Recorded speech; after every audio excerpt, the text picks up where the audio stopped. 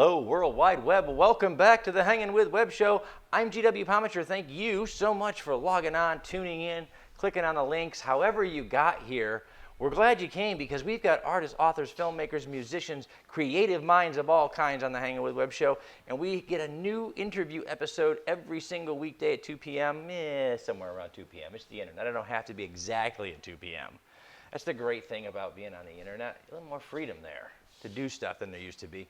Right now, we are in the studio hanging with singer, songwriter, Steve Hodak. Steve, how are you, man? Wonderful. Excited to be here. Yeah, well, we got to hang out last weekend a little bit down at IndieCon. Yes. What'd you think? I loved it. Did you? Did you have a good time? I had a great time, and I love what it's doing for the local culture. Shows like this and shows like that are going to help to expand and the local culture around here. And I'd really like to talk more about that, if that's okay. Yeah, no, absolutely. Because, you know, one of the things that we have been so blessed to be a part of is watching indie arts come into its own the last several years.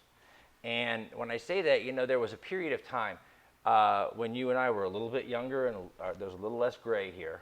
You mean a long time ago? For me. It wasn't that long. Well, okay, never mind. It might have been that long ago. But, you know, when, you know, a new musician, for example, would, you know, they put their song together, they maybe go cut a single or something, and then you just drive it, radio station to radio station, and you hope you get that play. But then there was a time in the middle when that went away, and for lack of a better way, the popular culture of the era was just, you know, big corporations putting out a lot of stuff all over the place, and it was hard for the indie community. It kind of went into the background, but it's always been there. There's always been an indie author who's been writing a book and might put it out in what they used to call vanity publishing or something like that before indie publishing came along. There's always been a musician who's been, you know, in the studio or trying to record stuff that just didn't have a way to get it distributed. But indie arts in the last 4 or 5 years, the internet and social media and those places have presented an opportunity. How do you think people are using that opportunity? Is it going well? Are we seeing a resurgence of real independent content? I think it's going to take off. Yeah. It's going to completely explode. And you're a big part of that in the local, watching the local arts community grow. Try to. Yeah. But this right here, this is a miracle. Absolutely. We have it in our hands. So if you like a local band or a local artist, you can share it to the world on this. It takes you one click. Think about that for a second. When have we ever been able to do that? We are living in the most fantastic time for artists. And just because you don't know 4 sets of cheesy cover songs, which is what I do for a living, and that's fine. We don't want to take anything away from the cover bands, from, you know, parody producers, those kind of things. We don't want to take anything away from those guys. They have a talent, they have a gift. Right. But when it comes to independently creating art, it's the time. It's our time now. It is. Because I'm an act and an artist, which means awesome. I do the cheesy cover songs, make people happy. I get paid. I love it. It's wonderful. But I'm a songwriter also. And here's the question. If you and I are 14 and we're in our garage and we're writing songs that mean something, where are we going to go? Right now, there's a few places. There's open mics. Mm-hmm. There's some places in Orlando. But what if we had 3 or 4 places to go? Would we go play? Yes. What is our vehicle right now? Our vehicle right now is we're going to learn those cheesy motorcycle cover songs that everybody loves, and that's fine because we want to work. But think of the ramifications of that if we're 14 and there's 2 or 3 places like open mics to play that we could play original songs. Are we going to do that? Yes. Absolutely. What if there's, like IndieCon, what if there's shows like this? Yes. Well, your songs are going to get better. Your performances are going to get better. Yes. The more you do what you do. Yes, and this is just the beginning. Absolutely. Shows like this are going to completely enable that. We were at IndieCon last week, and we're surrounded by, you know, indie filmmakers who are out making movies, editing them. I mean, doing stuff that couldn't even be thought about 20 years ago. You know, the indie film community 20 years ago was those people who had that very distinct skill set to be able to sit there with the splicer and splice film together. Yes. Here we are 25 years later, and these guys are out there shooting on their cameras, going home on their computers, editing in ways that weren't even conceivable back in those days. And then you have guys doing music videos. Yes. They're putting their songs, original songs out there with music videos, content is coming to a place, and the audience is absolutely ravenous. They want more. Yes. They want more of everything, and indie content has an opportunity to be very popular content because sooner or later Indie content will be the most popular content. Because it's just a natural progression. It really is, because there's just not going to be enough corporate content. They can't produce fast enough and enough to keep up with what the indie community is doing every single day. You're writing songs, you're doing performances, you're doing stuff every day, and there's thousands of us. There's not you and me. I'm doing my show, but there's right today, I'm guaranteeing there's another 1,200 YouTubers doing stuff on YouTube. As you're coming up with your next song, there's another 1,000 musicians doing the same thing in their town around somewhere else. So it really is. What are your musical influences? What influences you when you're writing? Wow. My first concert was Black Sabbath, so I'm definitely a metalhead. Okay. But then I early graduated. I liked Dan Fogelberg. Okay, yeah. I kind of like something that makes me feel something. I love something with a hard edge, but I love something that really touches me deeply emotionally, and combinations of there in between. I was when I was a kid and trying to become whatever it was I was going to be someday, right?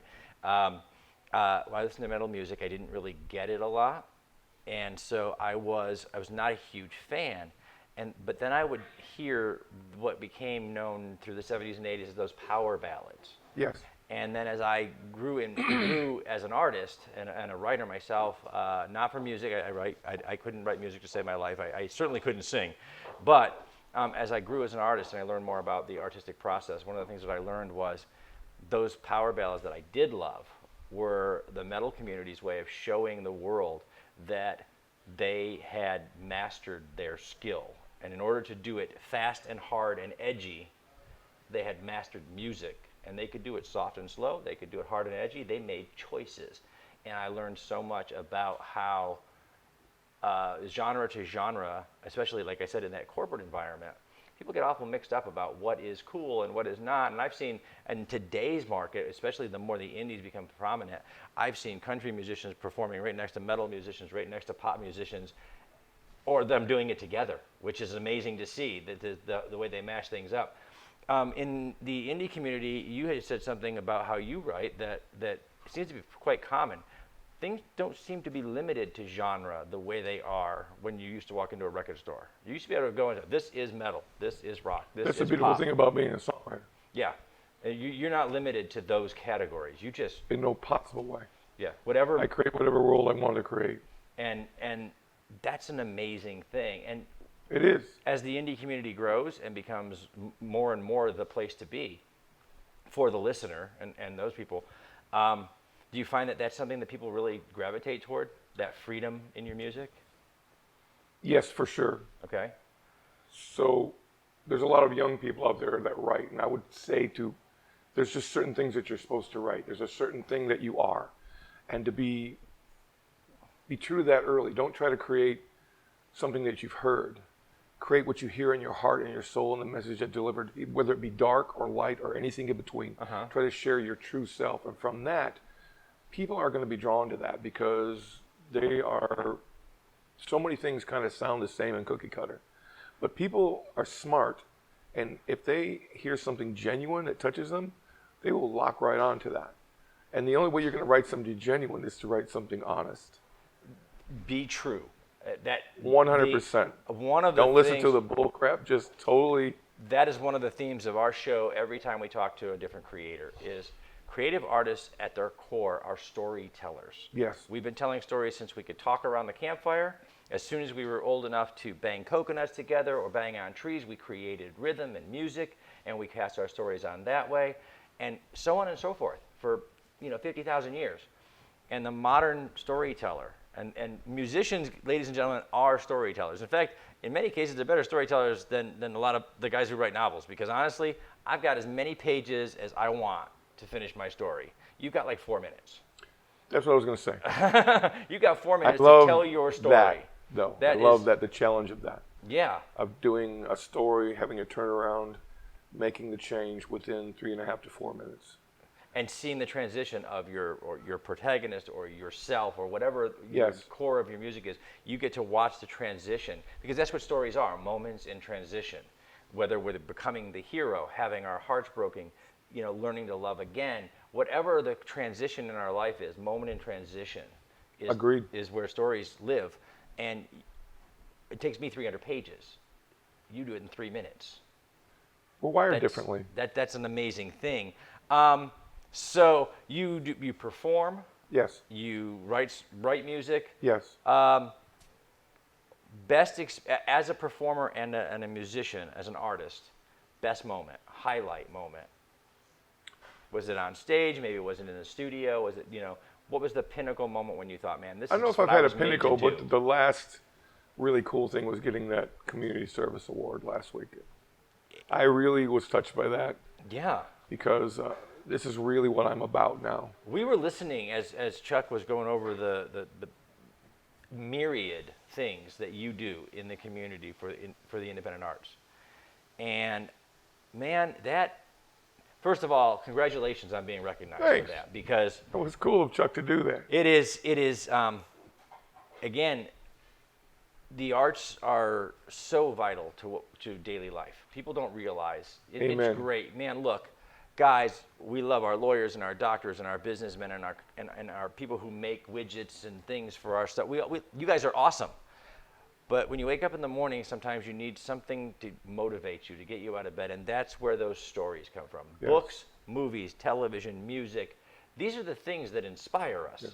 We are literally surrounded in this county by creative people.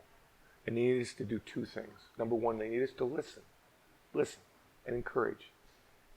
I've seen people grow on stage and become what they're supposed to do. Have you ever heard of Daniel Pink? The name, I don't know why, though. Daniel Pink is a motivational speaker, and he talks about creativity. And what he says is that everything that can be outsourced will be outsourced, and it already has. Anything that can be done on a computer will be done on a computer. And we've already done that in American business. So we've got to change the way that we think. Now we must become, and this is Daniel Pink, a nation of creators. And this is our specialty, especially in this county. And if I can help that process happen so that someone I was that 14-year-old kid. I had nowhere to go. I could have found my tribe.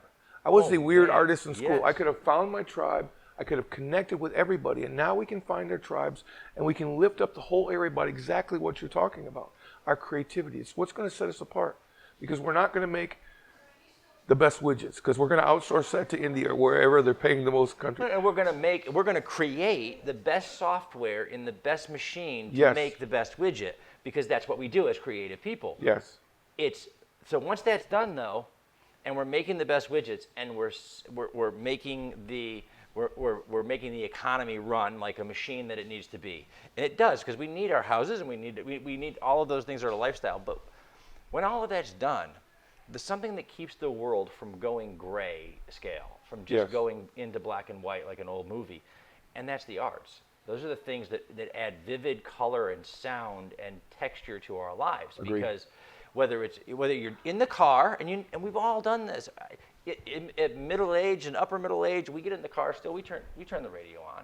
We get a little groove before we start driving to work or driving home from work. You get home, you want to kick your feet up, you want to do something, you turn on your television, you find a good story, a good yarn, or you grab a book while you're taking a bath or whatever, and you find yourself floating into that imaginary world. Yes. Creativity is I'm always drawn to Robin Williams' monologue in Dead Poets Society. Music, business, medicine, these are all noble endeavors and necessary to sustain life.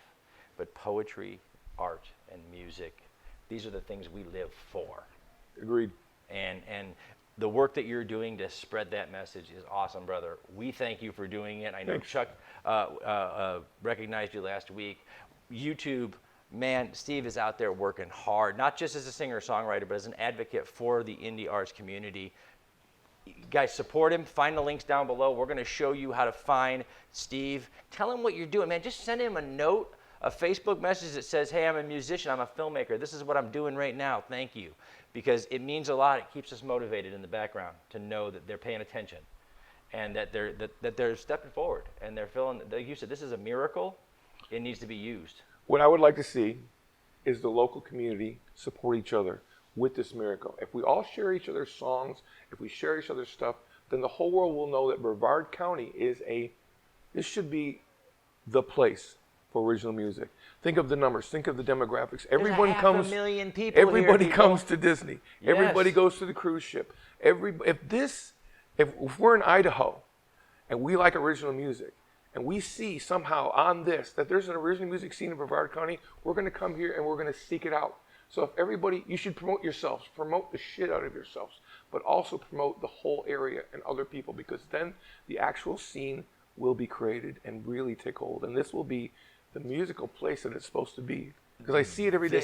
We're surrounded by it's all about people. Community, everybody. So Amen. Find your tribe, build the community, help us build a bigger, better community. That's what it's all about, Thriving. guys. We have to say thank you to our partners and friends at Space Coast Comics, IndieCon 2019. We're getting ready for IndieCon 2020. Space Coast Comics, J. Bauer Art for all the great art that's on our set. The great folks over at Embellish Effects, our really good friends here at the Foxwood Wine Company for letting us come in and take over a part of the shop today with the set. And our great friends over at Hearts Helping Others of Central Florida. Thank you guys for all the hard work that you guys are doing with Central Florida families and getting the word out. They help children with toy drives. They do all kinds of great work right here in Central Florida. Amazing group. Thanks for all you do, B. Thank you for Krypton Radio for helping us get the radio hour out and our indie community out as far as we can. Thank you for tuning in. Thank you for logging on. Thank you for being a part of the indie artist community. Remember, keep tuning in, keep logging on, and see who we're hanging with next. Awesome, man. Thank you. Thanks for having me. Awesome.